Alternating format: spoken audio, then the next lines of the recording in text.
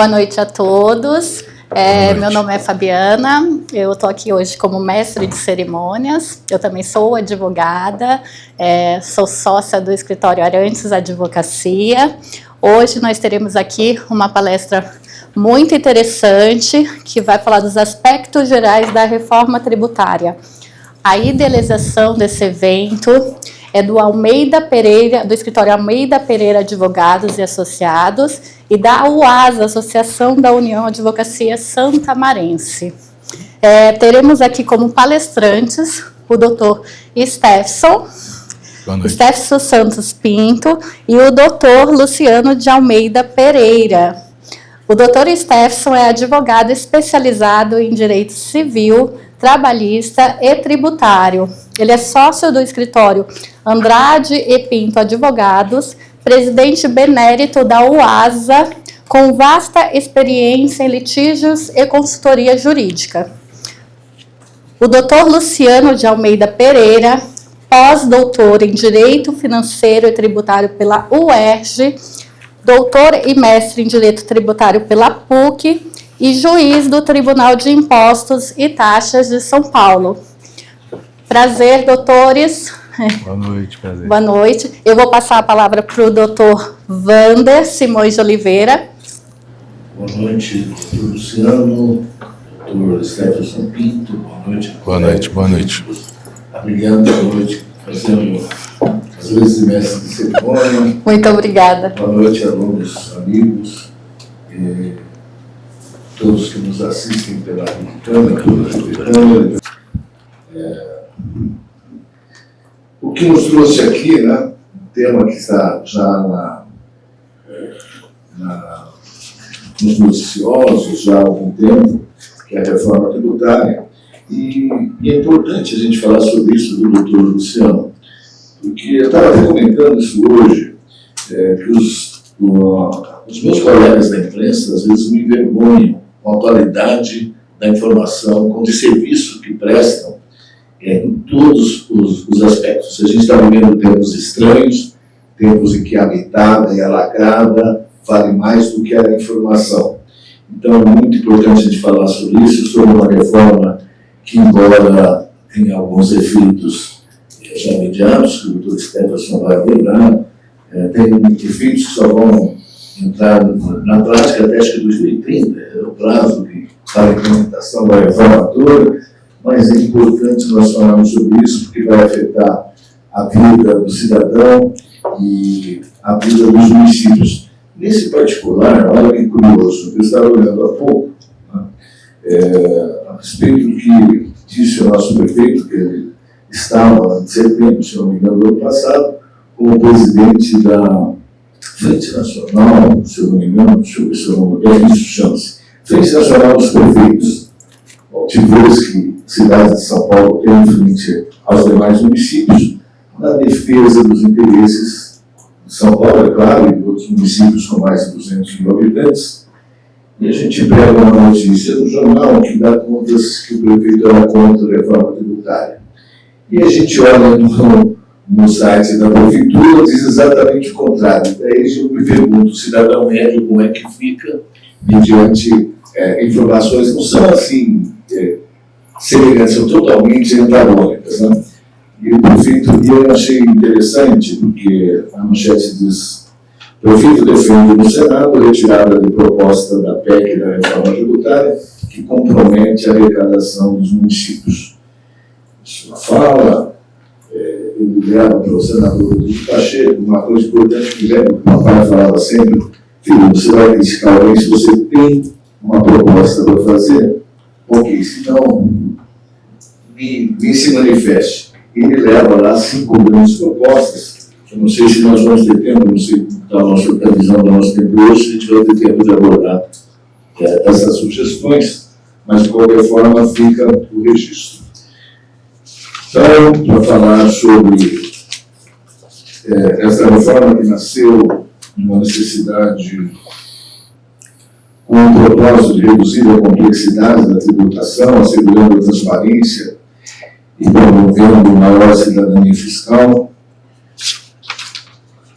Eu vou passar a palavra, depois a palavra da nossa mestre de cerimônia, para que os nossos palestrantes nessa noite, eu falei citar os objetivos, eu não terminei.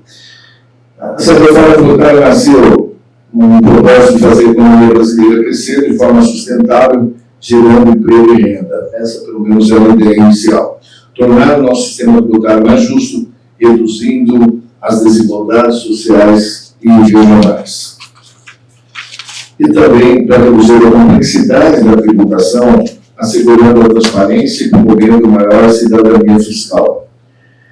Nesse particular, tem uns números curiosos. Tá? Eu gostaria até de citar.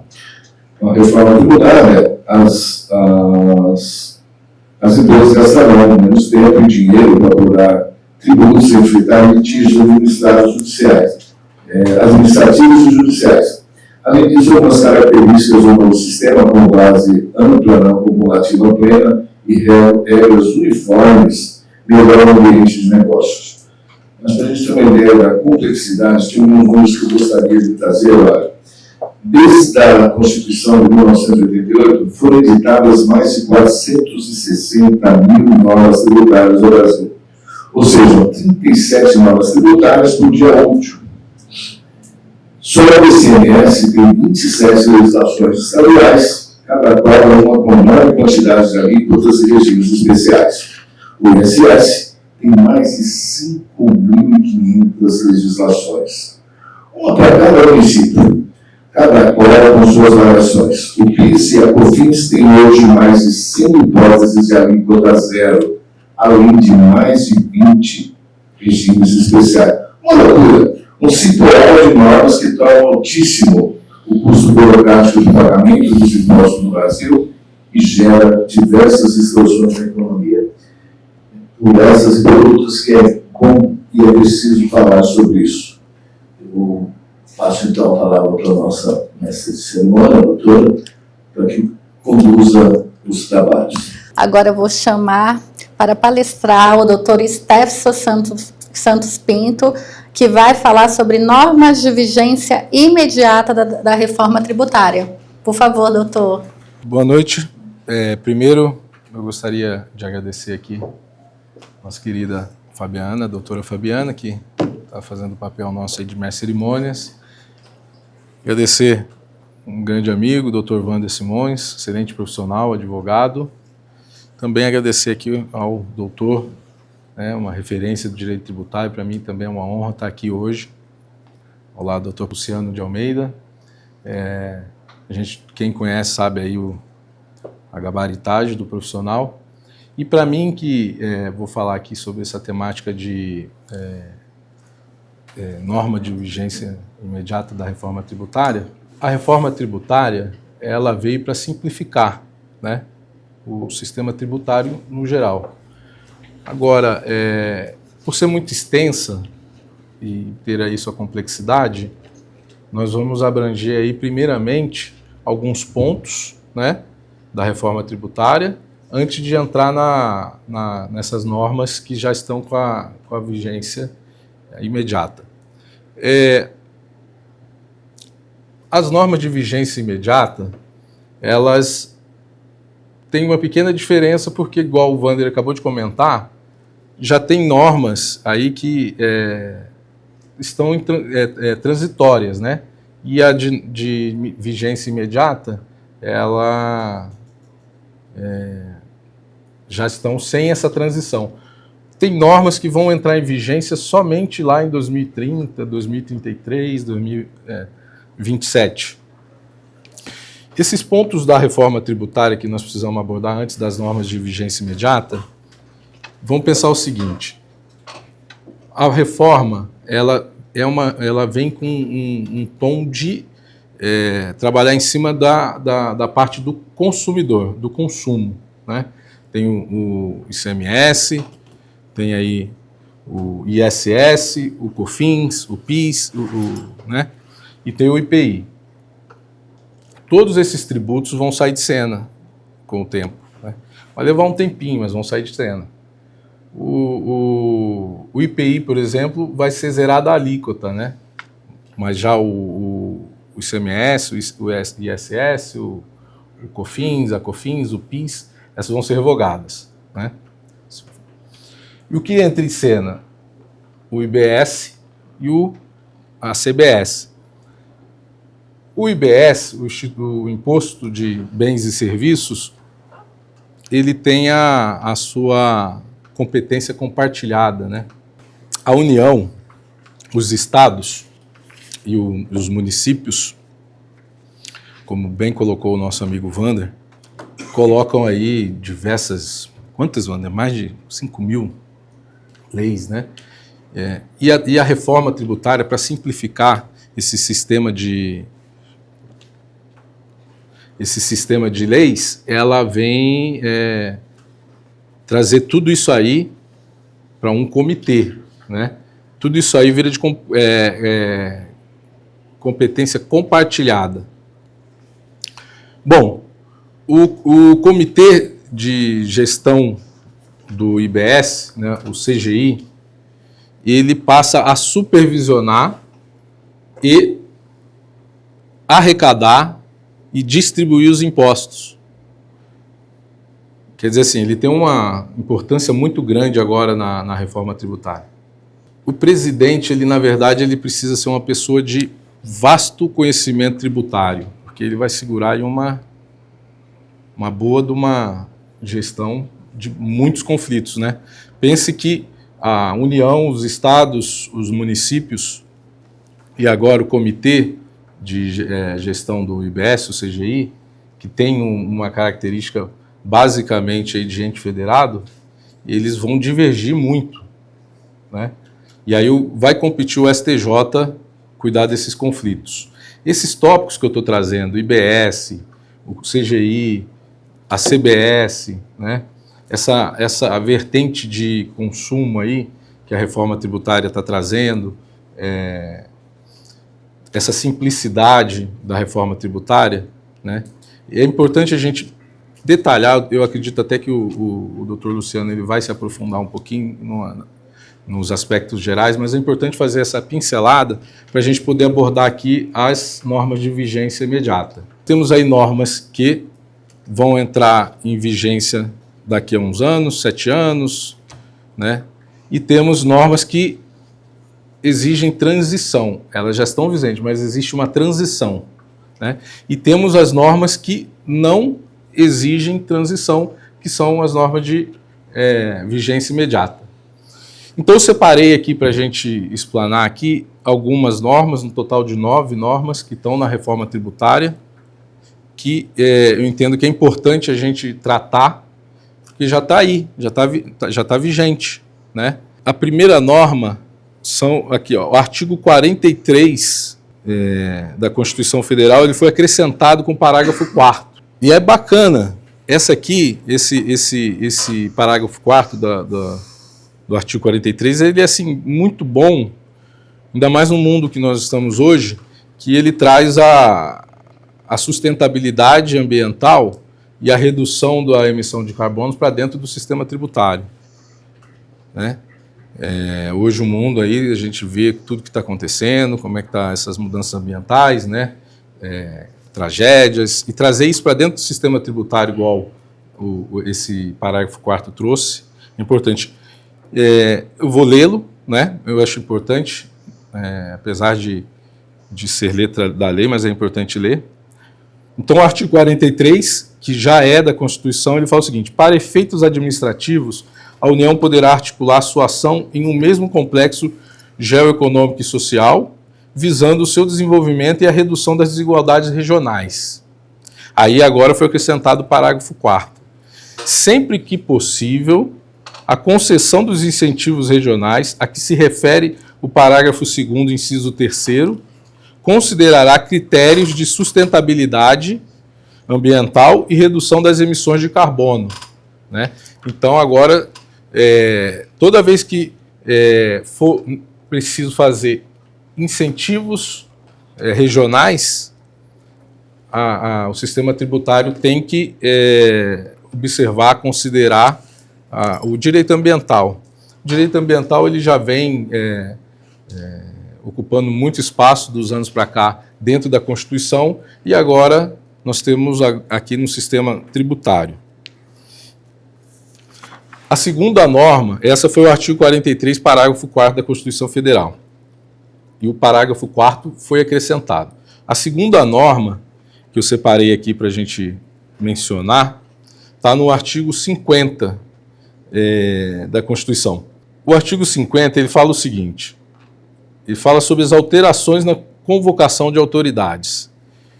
A Câmara dos Deputados e o Senado Federal, ou qualquer de suas comissões, poderão convocar ministro do Estado, quaisquer titulares de órgãos diretamente subordinados à Presidência da República, e aqui que a reforma acrescentou ao artigo, ou o presidente do Comitê Gestor do Imposto sobre Bens e Serviços, né?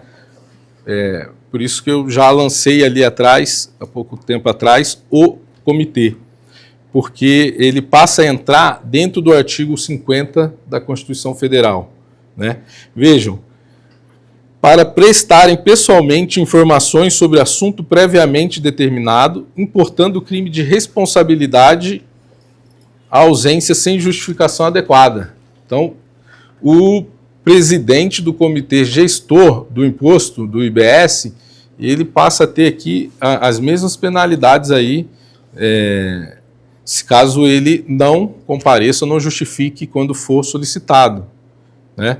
É uma mudança dentro do artigo 50, em razão aí do novo comitê. Esse comitê é importante a gente ficar atento, né? Ele é quando se fala em distribuir, quando se fala em arrecadar, né, os tributos do IBS, vai haver muito o que se falar ainda desse comitê. Bom, a terceira norma que eu separei aqui, né, essa já está no artigo 145, e aí eu até vou aqui conversar com o Dr. Luciano, que eu vou pincelar aqui, com muita humildade, sobre os princípios, né, que é o artigo 145, já está vigente. Que antes da reforma tributária, né, o que se falava em princípio tributário, legalidade, anterioridade, mas a Constituição ela não traz esse nome para esse princípio, né? Isso é uma construção doutrinária, uma construção jurisprudencial. Agora sim, a Constituição traz aqui, claro, no artigo 145, e acrescentou o parágrafo 3º e o parágrafo 4º, os princípios da simplicidade, da transparência, da justiça tributária, da cooperação e da defesa do meio ambiente. Novamente, agora o meio ambiente aí entrando como princípio.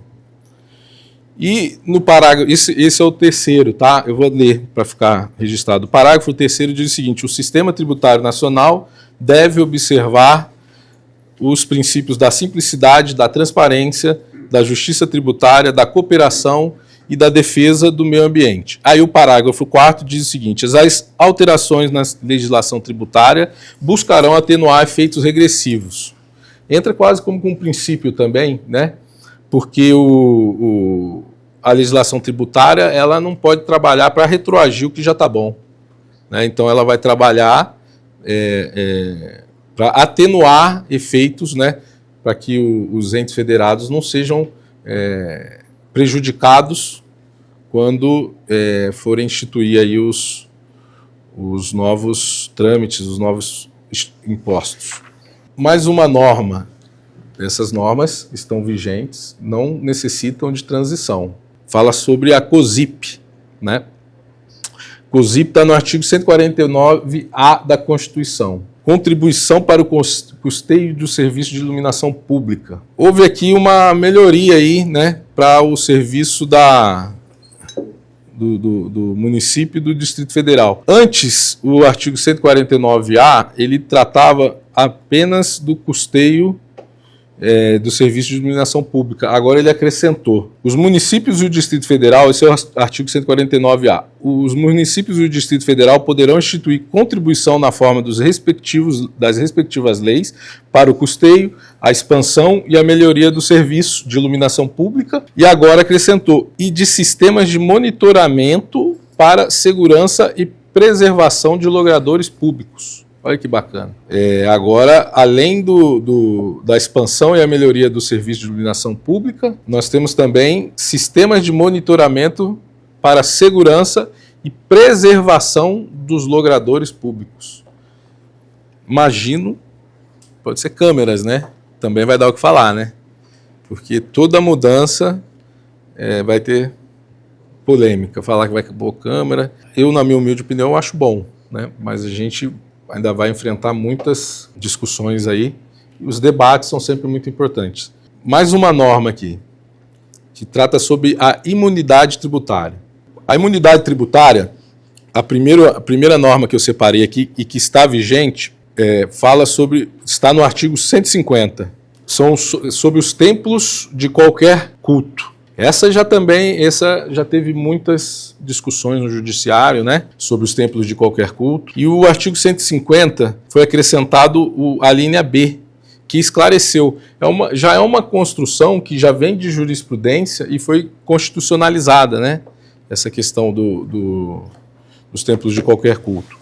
Antes, não tinha aqui essa linha B que fala o seguinte, ó, o artigo 150, sem prejuízo de outras garantias asseguradas ao contribuinte, é vedado à União, aos Estados, ao Distrito Federal e aos municípios instituir impostos sobre entidades religiosas, foi acrescentada, que antes era só templos de qualquer culto, inclusive suas organizações assistenciais e beneficentes. Então ficou bom, olha, não tem mais dúvida. A imunidade abrange entidades religiosas, templos de qualquer culto, inclusive suas organizações assistenciais e beneficentes. O artigo 150 é ali na B. Ainda no artigo 150, mais uma imunidade tributária que também já vem muito discutida na jurisprudência e veio agora abarcada na reforma tributária, constitucionalizando esse entendimento jurisprudencial, são os Correios, né? As empresas de Correios e Telégrafos, né? O parágrafo 2º do artigo 150 trata o seguinte: a vedação do inciso 6º, a linha A, é extensiva às autarquias e às fundações instituídas e mantidas pelo poder público. E, aí foi acrescentado, a empresa pública prestadora de serviço postal, no que se refere ao patrimônio, à renda e aos serviços vinculados às suas finalidades essenciais ou às delas decorrentes. Já se fala já que agora a lei trouxe claro, explícito, a empresa pública de prestador de serviço postal, já se fala em que não vai abarcar as autarquias, as sociedades de economia mista, que também é polêmica. Acho que o entendimento jurisprudencial já é muito claro, vai envolver da forma com que está. Mas a norma ficou clara e está vigente. Tem mais uma norma que é o ITCMD. Esse é muito importante, mas não que os outros não sejam, até me peço perdão. Mas é que a gente trata com muita frequência ITCMD, principalmente quem advoga. O artigo 155, ele foi acrescentado alguns incisos. Os incisos 2º, os incisos 6º o artigo 155 compete aos Estados e ao Distrito Federal instituir impostos sobre transmissão, causa-mortes e doação de qualquer bens ou direitos. Parágrafo 1º, imposto previsto no inciso 1, agora vai o inciso 2º, que aí o ITCMD foi acrescentado aqui, e aí que a gente tem que ter bastante atenção, né? Porque ele trata sobre os bens móveis, tá?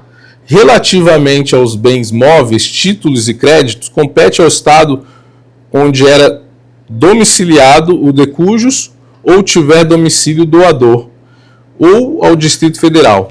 Antes, né, o ITCMD, relativamente aos bens móveis e títulos e créditos, era do local do inventário, né, e do doador do domicílio. Agora, todos dois do inventário, o ITCMD e relativamente aos bens móveis, todos dois são do domicílio. Ficou dessa forma. Relativamente aos bens móveis, tanto de cujos quanto do doador, aonde vai tributar é pelo domicílio. Já está vigente, né? É importante a gente trazer esse destaque. Outro destaque que está no ITCMD, a progressividade. Já existe, alguns aplicam, alguns estados não aplicam, mas agora quem não está aplicando não está obedecendo a norma. Porque o inciso 6º diz o seguinte: será progressivo em razão do valor do quinhão, do legado ou da doação. Então agora o imposto ele é progressivo e vai ser avaliado ali o valor do quinhão, do legado ou da doação. O valor entrou em destaque aí na progressividade do ITCMD. O inciso 7º, ele já traz aí sobre essas isenções aqui. Não incidirá sobre as transmissões e as doações para as instituições sem fins lucrativos com finalidade de relevância pública e social, inclusive as organizações assistenciais e beneficentes de entidades religiosas, institutos científicos e tecnológicos, e por elas realizadas na consecução dos seus objetivos sociais, observadas as condições estabelecidas em lei complementar. Então a gente tem aí onde não incidirá as transmissões e doações. Outra norma que também foi afetada aí pela reforma tributária, e essa também é bastante relevante aí, porque está no dia a dia de muita gente, que é o IPVA. O Imposto sobre a Propriedade de Veículos Automotores. Parágrafo 6º. O imposto previsto no inciso 3º, Propriedade de Veículos Automotores. Aí foi acrescentado o inciso 2º e fala sobre as alíquotas diferenciadas. Antes, as alíquotas era sobre o valor, né? Sobre o tipo e sobre o valor. A reforma trouxe o seguinte: poderá ter alíquotas diferenciadas em função do tipo, do valor, da utilização, olha aí, trouxe a utilização e do impacto ambiental. É muito bacana também, a meu ver, também na minha humildade aqui, entender que o impacto ambiental está trazendo aí um fator importante para o IPVA, né? O IPVA, ele até a reforma, está vigente inclusive desde dezembro de 2023, né? Ele abrangia os veículos automotores terrestres. Agora, ele está abrangente aos terrestres, aos aquáticos e aos aéreos. Isso veio no inciso 3º. Incidirá sobre a propriedade de veículos automotores terrestres, aquáticos e aéreos. Tem umas exceções que eu já vou falar aqui. De largada, a gente já percebe, já houve muitas discussões sobre essa questão dos aquáticos e dos aéreos. Inclusive, alguns estados têm leis que tributam veículos automotores aquáticos e aéreos, contudo, esbarra na constitucionalidade. Mas algumas leis ainda estão vigentes, não foram declaradas inconstitucionais. Isso ainda vai também ter muita discussão, já está tendo, ainda vai ter muita discussão se essas leis que antes estavam tidas como inconstitucionais, se elas ainda não foram declaradas, agora elas podem ser utilizadas pelos estados, ao invés deles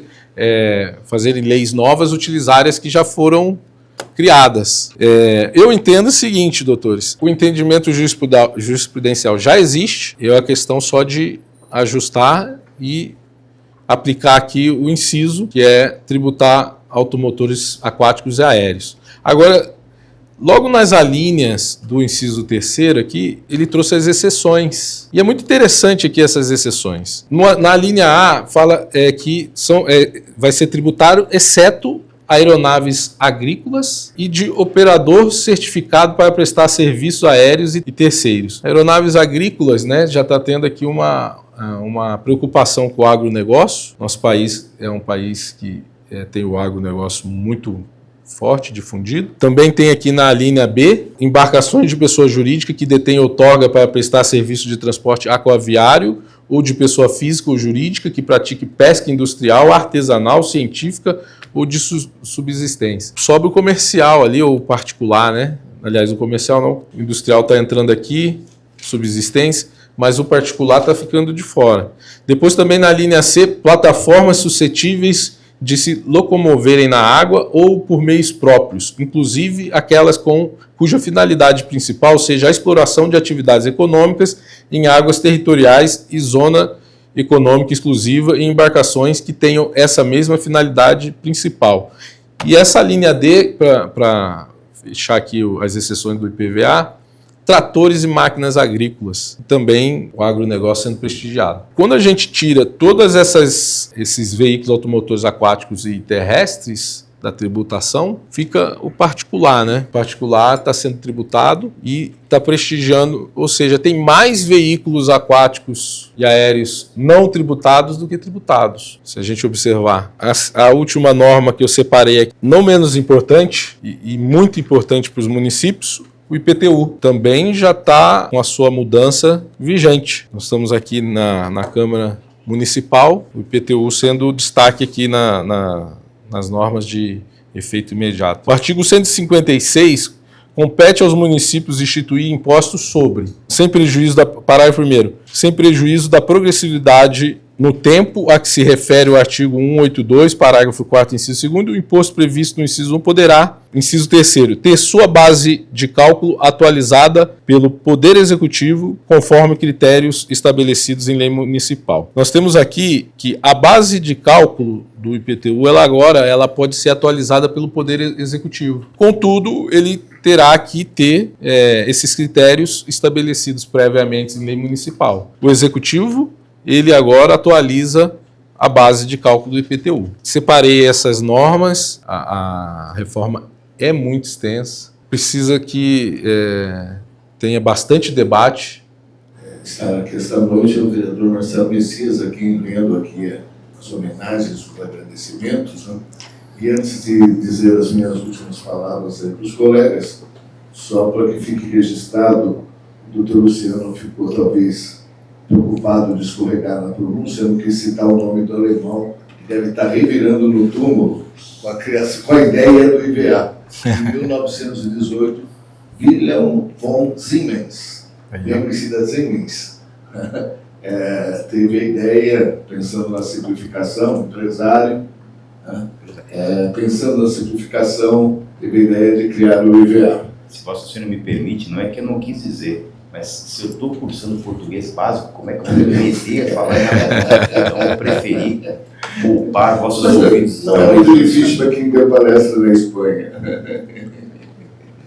Então, meus colegas, meus futuros colegas, queria agradecer muito a presença de todos, registrar novamente o agradecimento ao vereador Marcelo Messias, a Minda, que esteve aqui. Sim, ela deixou aqui o cartãozinho, deixou um abraço e um beijo para todos. A Minda sempre nos atendeu com muito zelo, com muito carinho, nos propiciando estar aqui falar sobre isso, porque sem a pretensão de querer esgotar esse assunto inesgotável, nós vamos falar dele por alguns anos a fio, né? Mas nós precisamos falar sobre isso. Precisamos falar sobre a reforma tributária, precisamos entender os mecanismos, até para poder contribuir, como fez o prefeito Ricardo Nunes nas vezes que esteve no Senado, pelo menos propondo uma saída para aquilo, em defesa, óbvio, das grandes cidades, entrar na frente da maior cidade da América Latina, foi lá cumprir o seu papel, farinha pouco, meu pirão primeiro, aquela coisa. Evidentemente que quando a gente mexe nas competências, a gente está tirando o dinheiro dos municípios e não é de outra coisa que ele foi tratar lá, a gente sabe muito bem. Então, queria agradecer a todos aí pela presença, agradecer ao doutor Luciano de Almeida Pereira, ao doutor Stefferson, à doutora Fabiana, todos aí pelo brilhantismo com que nos brindaram nesta noite e espero vê-los em breve para retomar esse assunto que vai ter muito comentário ainda. Feitos os agradecimentos, vamos encerrar aí com uma boa noite a todos. Alguém quer? Doutor Stefferson. Eu só ia dar o artigo, eu fiquei de dar no final, é o 155. E aproveitar os agradecimentos, né? E não só agradecer, parabenizar o Dr. Luciano de Almeida, que fez uma brilhante explanação. Parabenizar também o Dr. Vander e a doutora Fabiana. E novamente agradecer os presentes e dar boa noite também. Uma boa noite a todos. Muito obrigada. Fechamos. Quando ele fez o